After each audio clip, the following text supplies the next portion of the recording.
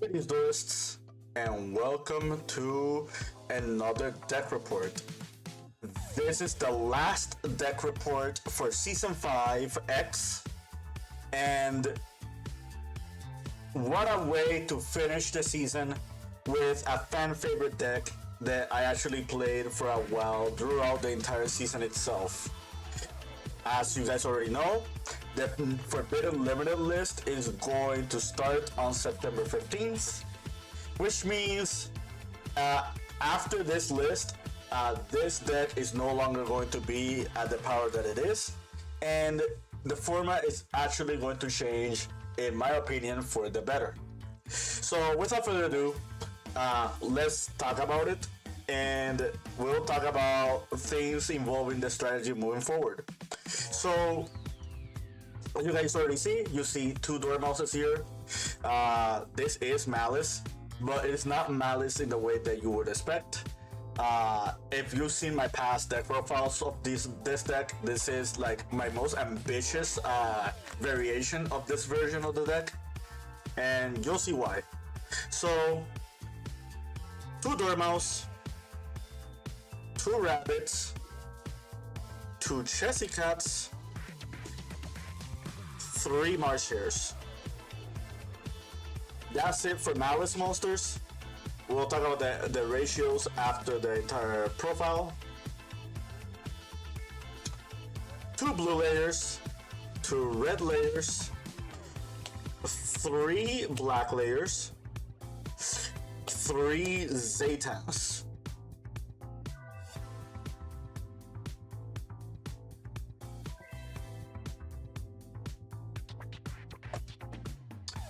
Spell cards.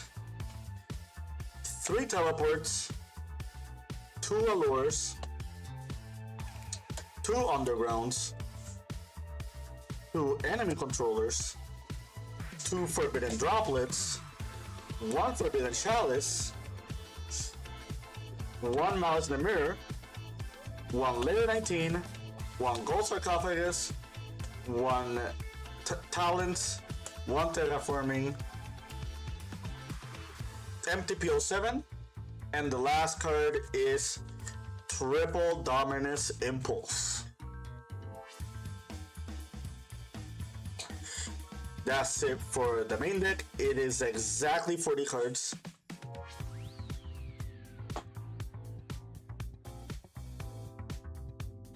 Extra deck. Grand Pulse, Magna Rider, Lingeribo, Cherubini, Lizardos, IP, SP, Splash Mage, rest in peace, Nightmare Phoenix, Whitebinder, Red Ramson, Heartscriptor, Bomber, Access Code, adding Mr. Code Talker.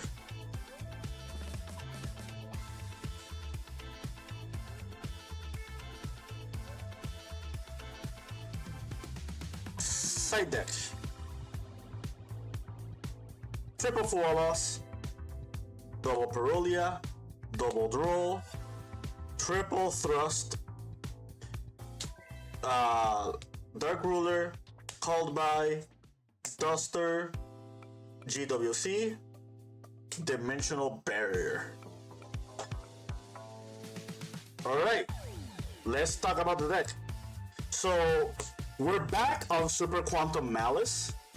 However, you probably noticed a few different variations. The first thing you're gonna notice is we are playing three Zetan alongside the three Black Layer. Black Layer is the only real hand trap in the deck, and it's only a real hand trap if you pair it up with Red Layer and Blue Layer.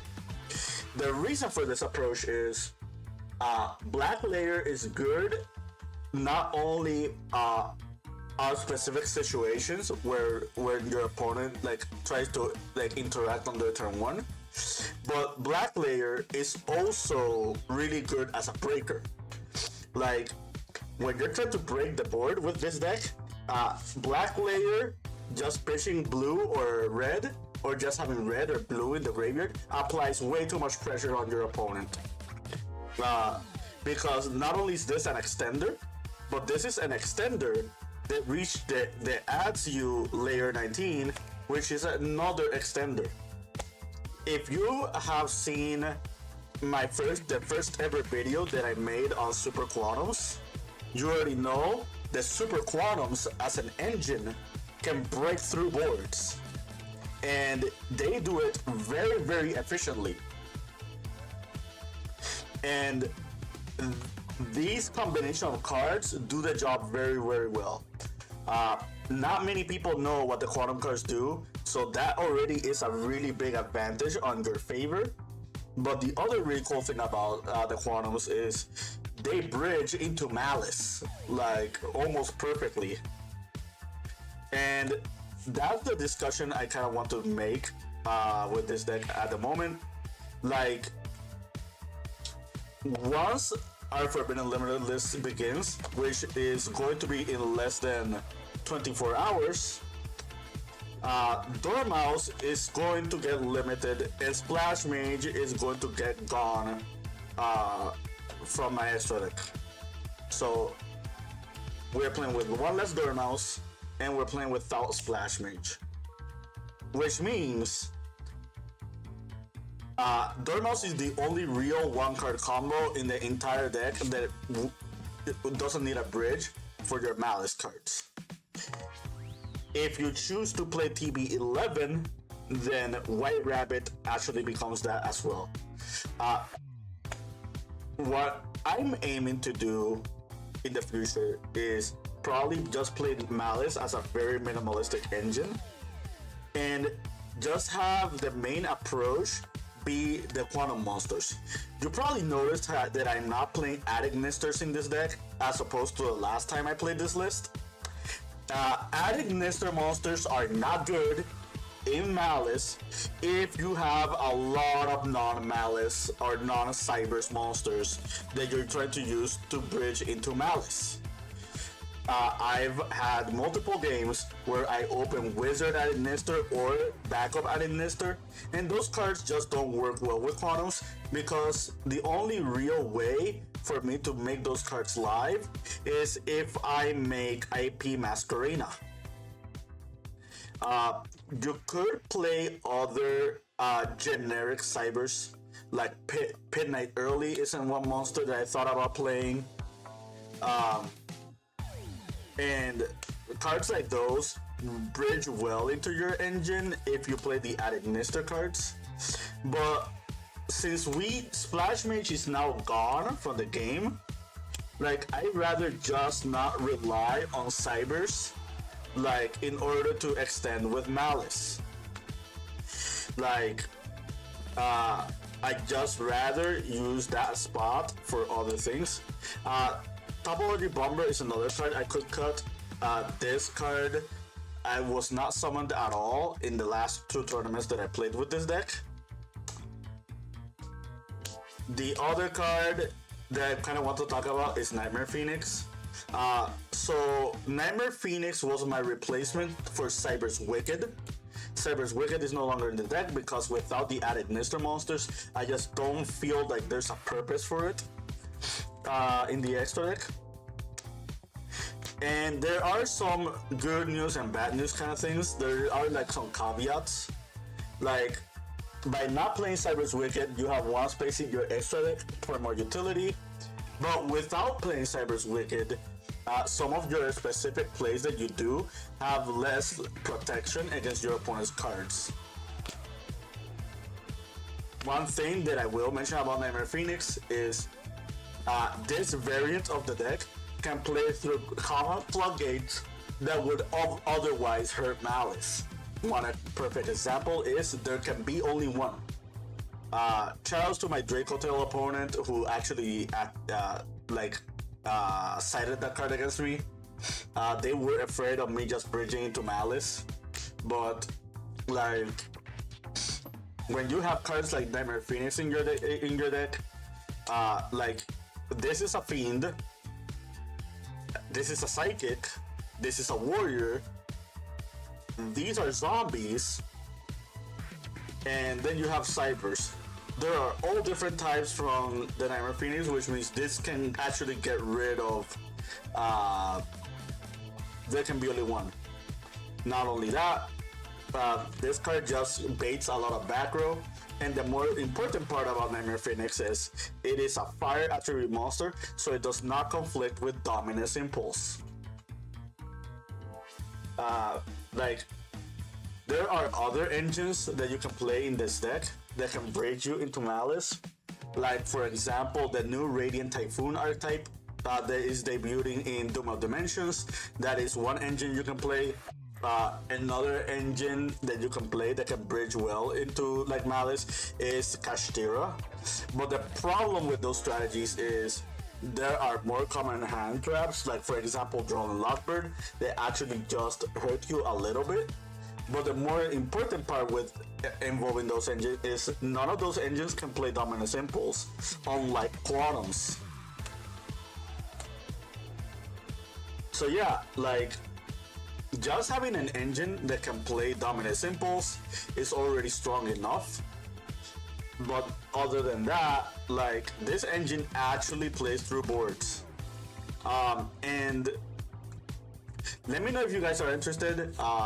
There is the one card combo involving Blue Layer, but there's also a one card combo involving Zaytan. And this is pretty much like a Snake Eye situation where you have a starter that is also an extender, and then you have a starter that works alongside the extender. Like, these cards are really strong into getting their Quantums out of rotation, but also bridging into Maliss. Like, if you don't know about that, go check out, like, I think it's episode 14 of Welcome to the Underground. Like, I kind of explain it in more detail over there in that video. So, yeah.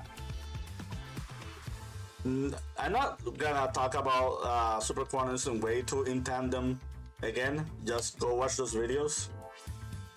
The one thing I will bring up is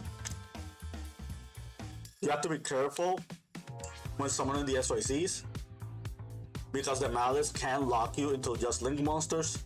So if you want to make these your interruptions before bridging into Maliss, that is one possibility.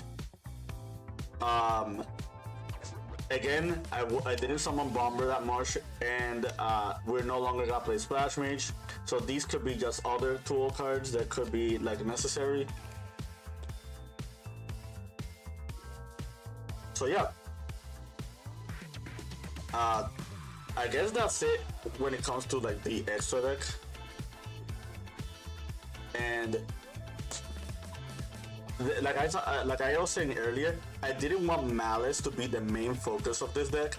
That's why I took out the Adagnister engine and I took out Kodo Soul. The thing about like Maliss is like, if people are gonna not play Lancia anymore, Maliss is a comfortable pick. But you'd have to play Maliss with another engine that just gives you enough body so you can extend properly with Maliss, even under Lancia. The Sky Striker engine is a really good one. You could even make the argument of just replacing these with like Striker monsters. Like maybe Link Spider and Kagari could be an example. But yeah, like,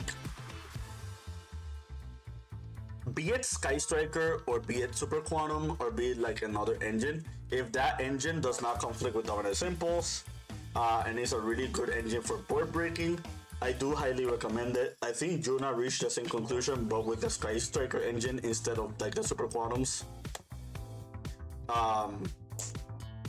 Like, I drew Maliss in the mirror a lot. Like, I think I opened them more times than I did this Forbidden Chalice. There are times I actually saw both together as well. So, Maliss in the mirror is really important in this matchup, in the future matchups, because it punishes canines and it also punishes like the Dracotail Arthalion on your turn 0. I didn't want to play like too many versions of that card, so I split it into like this, Chalice, and like the 2 Forbidden Droplets. Like all these cards pretty much fulfill the same purpose. If you're going first, Droplets and Enemy Controller as well are really good against your opponent's turn 0 plays. But if you're going second, these cards also help push through interactions and make sure that your main engine of your deck just works perfectly well. I think I know what my replacement cards will be. I think I'm gonna take out the Dormouse, take out 2 Allures, and just play Imperm. Allure is really strong. It's a really strong card, but I don't know if, like, in the context of like a consistency card in Maliss, if it's actually good enough. Just playing another defensive card instead of this is not the worst thing in the world, because we have enough starters with the Quantum monsters and this, and maybe the 1 or 2 Maliss monsters, which puts me at above 25% of the deck being actual starters in the deck. So yeah, is Maliss doomed after like the Forbidden Limited list? I don't think so. I think Maliss is no longer a 1-card combo deck, but just it not being a consistent 1-card combo deck does not mean the deck is bad at any point. We've had tier 1 decks in the past, or at least decks that are naturally good, that are not 1-card combo decks. Look at Dracotail, White Forest, and Unchained as good examples. Like, the thing about Maliss is Maliss engine alongside extenders can play through almost any interaction, almost every amount of interactions in the game, and can put up a real board like layered on top of that. And that's really strong just as a 1-card combo deck. That's why Dormouse is limited. That's why Underground and Rabbit are at 2, and that's why Splash Rage is now gone. They kind of want Maliss to do what Maliss needs to do in order to win the game. They want Maliss's main engine to be just stronger and very high ceiling compared to other engines, but they also don't want Maliss to just like thrive as a 1-card combo deck, which I'm perfectly okay with. Like, we have enough extenders in the game to just warrant like Maliss's position the way it is at the moment. The Super Quantum engine just makes it so instead of Dormouse just being your starter, you have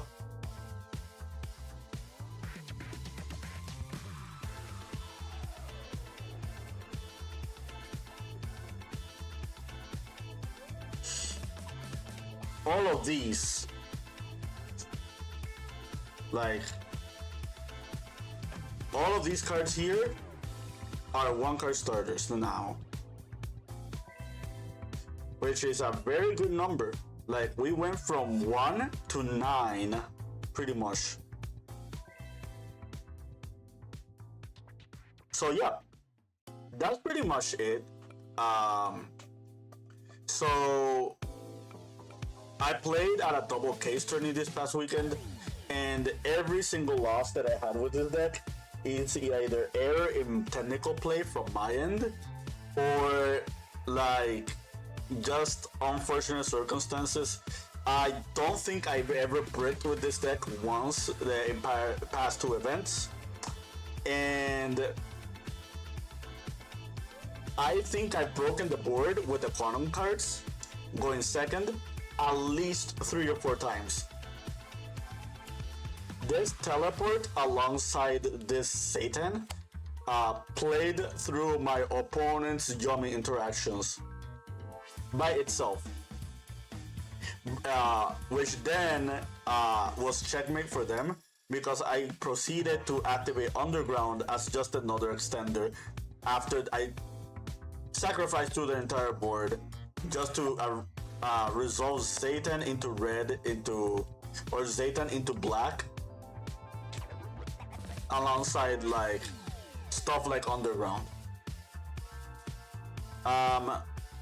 If you've been on past deck reports involving me playing Maliss, then you already know what I think about this card. I think in a power spell version of the deck, this card is really, really strong. I think if we ever go back to the Sky Striker version of Maliss, maybe cutting a few Zatans, and playing 3 engages and stuff, like you have enough spell cards to trigger the secondary effect of those cards. And enemy controller is no exception. Let's talk about the droplet. Well, we don't have to talk about these 4 cards, we already talked about these 4. But I want to talk about specifically enemy controller. I think enemy controller is perfect for a deck like this one. Like you just want your Maliss cards to resolve and to stick in the board against your opponent, and this card helps you do that. This card is also really strong because it puts your opponent in awkward situations when they have like a specific variance of monsters. Like, for example, my opponent tries to they tried to do the Izuna Lupus play, the K9 play, and I changed the enemy controller to take control of his Lupus, like right before the Lupus resolved this effect. That's already a lot of card advantage just for one enemy controller. I've also won games by just using enemy controller to tribute during my opponent's turn and just take their monster. Like for example, taking their dual drives with this. Not necessarily detonator because they will just play around this, but yeah, I don't regret playing enemy controller. I do highly recommend it if you are going to play it in a deck like this one. Let's see what else we got here. Yeah, that's pretty much it. Like everything else is pretty much the standard. Until next time, keep yeah, before I end, I guess I could talk about this.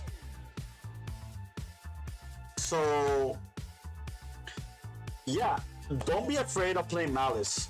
I don't know if Quantums is like the best variant of the deck, but it's definitely a version that I am going to stick into and I will practice a lot more. And I can tell you this right now, I think I summoned this splash range less than 5 times this entire week. So yeah, I hope you found this informative to your liking and understanding. Is this the future for Maliss? We'll have to wait and see. But until then, keep practicing and keep dueling.